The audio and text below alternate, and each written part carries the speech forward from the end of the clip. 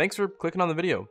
When it comes to boss damage scenarios, there are a couple things that people can spec into. Support DPS with things like Divinity, Galley, or even Lumina. Single weapon DPS, which is the most common, with just being rocket spam, holding left click on a linear, or even using something like snipers. And then we have weapon swapping and passive weapon DPS. Personally, I switch between all three, and most of you probably do too. Whether it's rocking Galley for my teammates, holding left click for easy damage, or optimizing my swaps to out DPS my friends, I'm pretty permeable and can fill whatever roles necessary. For this video, I want to talk about some weapons that feed into the passive damage / weapon swapping gameplay. Now, for anyone not super comfortable with damage rotations and all that, this video is especially for you, because focusing on these weapons I'm about to talk about, you can increase your damage passively, as the name suggests, and still play like you're using one weapon.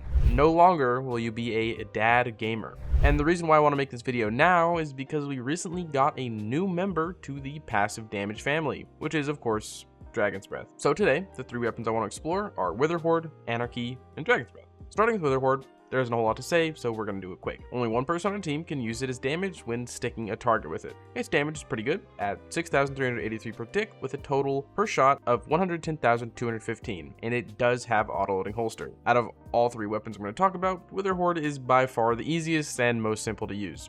And I'd be willing to bet that you've got a Witherhoard in your inventory right now. So yeah.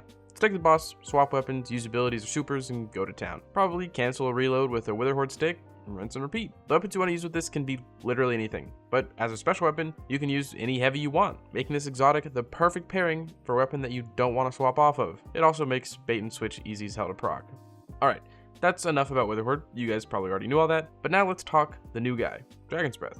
This gun's funky because it's all about scorch and ignitions, and it's also a lasting impressions type of rocket. But because it builds up damage over time and does have autoloading, it fits perfectly into the passive damage role. Now, because it is new, and if you didn't know, the rocket has a meter / stack system called composite repellent. You want that to hit 5 stacks before shooting. And when this gun does hit 5 stacks, it autoloads. As for the rocket that it shoots, it sticks into your target, scorches it, and eventually ignites it, and then will explode. And also, this is where I should mention that this rocket works best when only one person is using it. Similar to Witherhoard, since only one person gets the ignite and scorch damage. If you've had a conversation about Two-Tailed Fox, this is similar to that. So, accounting for everything going on, our damage from a single rocket is 285,639. And for its autoloading, it is dependent on the amount of ignites going on, but the catalyst will speed this up. Regardless, it's pretty intuitive. You get an ignite, you're probably ready to swap back to it. Now, a big difference moving from Witherhoard to Dragon's Breath is the weapon options, being what you're mainly going to use, as this is your passive damage. Execution remains largely the same, as you always want to start damage by shooting your passive weapon, in this case Dragon's Breath, and then swapping away. But with Witherhoard, you could swap to a heavy, whereas for Dragon's Breath, it's asking you to swap to a special weapon.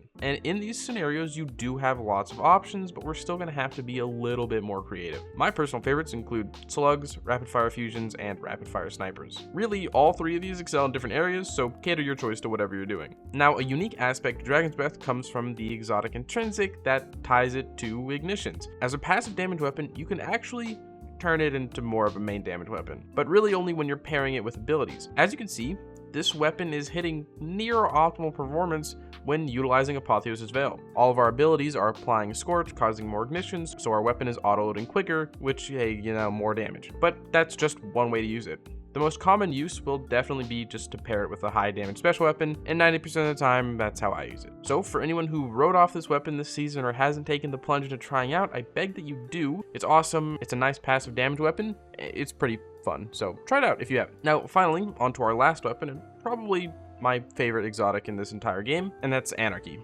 Long ago, Anarchy was the meta. It had great damage and tons of ammo too. It's since been nerfed a lot, and there is a reason you don't see it anymore.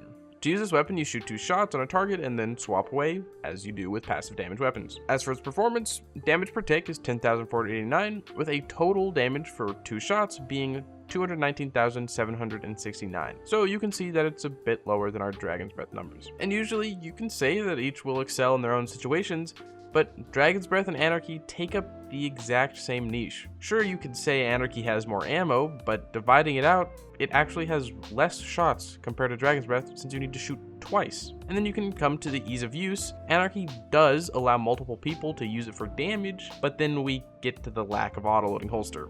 Dragon's Breath allows you to focus on your other 2 weapons and abilities with only needing to reapply Dragon's Breath with a single shot that you don't have to manually load. Anarchy, on the other hand, has some issues here. It needs 2 shots to apply out of a 6 total and does not reload itself. So if you're hitting a long damage phase with multiple reapplications, you're eventually going to have to reload, which is not ideal for a passive damage weapon. And honestly, I'm just hoping Anarchy gets a catalyst someday. I loved this weapon back during its prime, and I hope one day it can return as a DPS king. So that's the general performance and use cases for our 3 passive damage weapons, and there's only 3 more to go until we can have a full raid team of people doing damage without looking at the boss. Hopefully you've learned a bit about how these weapons work and when you should use them, and if you've only ever used a linear as your damage strategy, maybe you can try one of these just to bump that up a bit, get a little bit more engaging. So that's it. Let me know if I missed anything in the comments, and be on the lookout for an instant damage video similar to this. Some people have forgotten or overlooked some very cool applications there. So as always, thank you so much for watching. If you're like me and you want to support the channel,